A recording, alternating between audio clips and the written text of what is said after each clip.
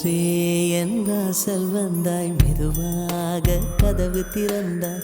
காற்றே உன் பேரை கேட்டேன், காதல் என்ற. நேற்று நீ எங்கிருந்தாய், காற்றே நீ சொல்வாய் என்றேன். சுவாசத்தில் இருந்ததாக சொல்லி சென்றாய். துள்ளி வரும் காற்றே, துள்ளி வரும் காற்றே, தாய்மொழி பேசு.